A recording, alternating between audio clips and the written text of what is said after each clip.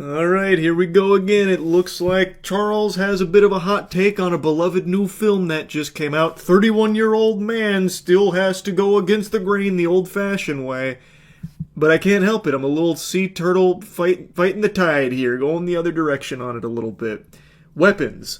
Debuted at 100% on Rotten Tomatoes, people hyping and glazing it out the wazoo about it being like the best horror movie ever. Which I think is more of a curse than a blessing. It reminds me of Longlegs, how like a core component of its marketing was, hope you brought your diaper, cause you're pissing in it with how scary this one is. You're gonna be sucking on your thumb till you pop that bitch right off your hand. It's too scary. What are we doing? We shouldn't even release movies this scary. And then I saw Longlegs and it was just fine. And with Weapons, the hype is not quite to that level, but, 100% Rotten Tomatoes, people, of course, going ballistic for it with how incredible it is. I've never seen a horror movie like this. I've just seen it. Kind of feel the same way I did about Longlegs. Like, it's fine. Like, I enjoyed it. I had a good time. But, man, oh man, is it not nearly to the level that a lot of people are portraying it as, at least not in my eyes. Not that I let the hype really skew my thoughts on things. I just thought it was worth mentioning that, to me, this film isn't what people are gassing it up as. It's a horror movie, sure, but I would actually argue it's more of a comedy. And I don't think people are aware of that. We're gonna get into spoilers, of course. I do spoilers now when reviewing things, so this is your warning there. I would say there's actually more comedic elements to this film than there are horror elements. Like, the actual plot and a lot of the things that happen, very clearly supposed to give you the heebie-jeebies, but all of it is undercut with comedy and humor, even in the most tense situations. It's like the MCU of horror. So, you'll have something that is clearly like, wow, this is going to be, scary. Oh my god, we have built up to this huge tense moment. And then they play it off as a joke, especially at the end of the movie. I'm going to get to that here in a little bit. And it was fine. I don't hate that, but it's not really a horror when it's not taking itself seriously. You know what I mean? Anyway, I really like this director, Zach Cregger. He, of course, I liked his work in The Whitest Kid but he really surprised me with Barbarian. Barbarian is a film I saw on a whim, and I was blown away by with how interesting it was and just how much I ended up really enjoying it. So, I was very hyped to see this as well, and I do like it. I just didn't love it like I was hoping I would, and I think a lot of people are expecting this to be one thing when it's really not that thing. I think they're going to get something completely different than what they're expecting. And for some people that might be nice, for others it might be a bit of a letdown. In my theater in particular, this isn't just me being like, big tough macho man, no movie scare Charlie, he too strong for a movie to make him scared. I mean, this is actually, I'm pretty sure, by design, supposed to make you laugh.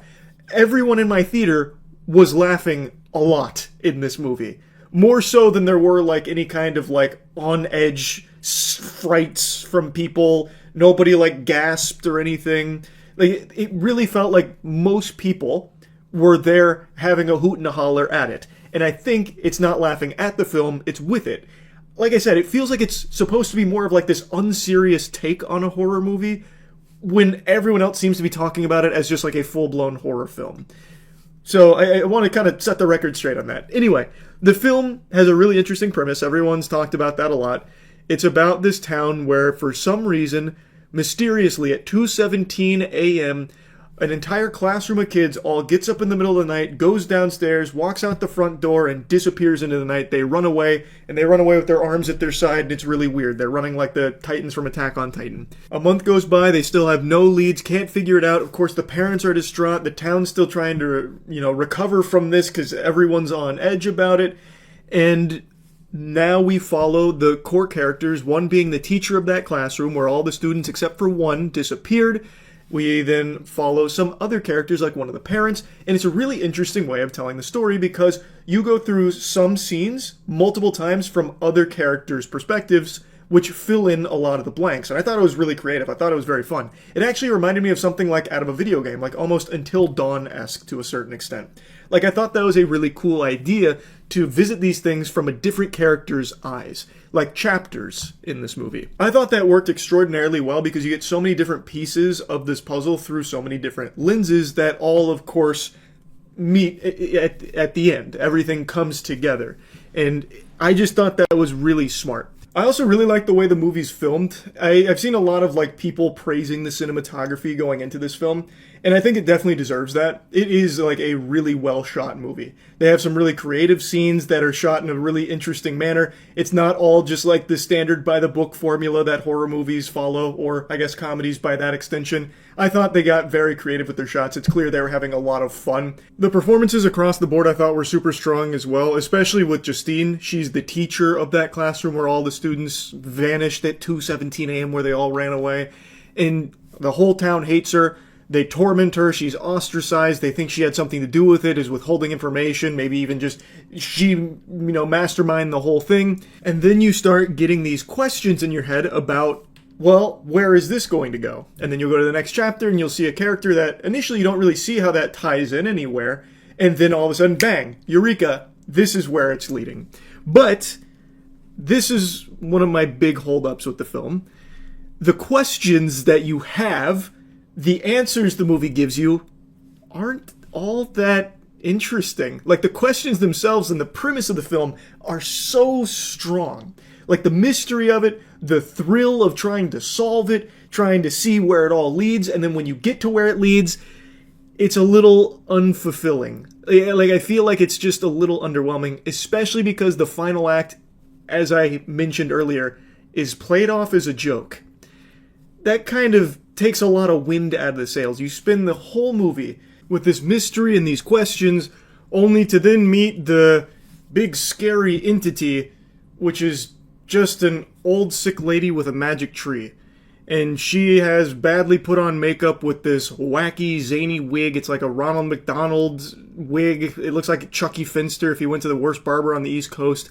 And she, like, jump scares you occasionally throughout the film. And that's, like, the main horror, is they rely on her being, like, the jump scare moment. So, like, Josh Brolin, when he's looking for his kid, he goes into, like, the dream space. Like, he's in a nightmare chasing his son, Matthew. And as he's telling his son, Matthew, I know I never said I love you enough, but I really do love you, son. Then all of a sudden, he looks at his son's face, and it's that old lady. Her name's Gladys, and she's like, ah. And, like, she does that a couple times. She's, like, the thing bringing horror to the movie, because without her doing that, sometimes it's just not really present. Like I said, it really is more of like a dark comedy kind of film as opposed to like a horror film, not to like split hairs. But then, as you have all these questions that you spend like an hour and a half, stewing on, trying to piece it together, and you go through a bunch of different characters' perspectives, then one character meets Gladys, and then all the answers start coming in. Gladys is the big bad, and it's just kind of underwhelming, because from that point forward, a lot of what Gladys does gets played off comedically, unfortunately. But it's not just her. Every time there is like a horror sequence playing out, they undercut it with humor. So, for example, Justine is spying on a house where she believes there might be something fishy afoot. And then she falls asleep in her car, and while she's passed out, the door opens, and a lady comes out, and she's holding scissors, and she's walking weird. She's walking real weird, and she's literally walking like Doodle Bob, actually. And she gets to the car, she's right by the window, and then she just like kind of walks away, like Crab walks away. The theater laughed really hard when that happened. And then the back seat opens, or the back door opens, and you can hear her get into the car, and then it's like tense. It's like, oh, okay, this is like a good tense moment. And then she leans over and cuts some hair, and then the theater laughed again. So, like, they took a horror moment, made it silly, then brought some kind of, like, horror life into it, where it's like, oh, this is about to be, like, kind of intense, like, what's about to happen? And then played a joke again on it. So you know what I mean? Like, you know what I'm trying to say? It's like, it does have horror, and when it's there, it's executed pretty well. Like, I think there's, like, some solid scenes, but they always take the wind out of the sails of the horror aspect in order to play a joke into it. Now, granted, the joke is solid too, like it was clearly landing with the audience, but I feel like a lot of people might find that to be annoying or not what they signed up for. For me, I didn't care that much. I thought it was fine, definitely different for sure, and I was still entertained. Especially because in the last act, they don't even try to make it scary. They literally play it as like almost a slapstick comedy skit. In the end, they piece together the mystery, which, by the way they figured out where the kids were, to me, felt like they kind of wrote themselves into a corner and then couldn't figure out like a good way of getting there.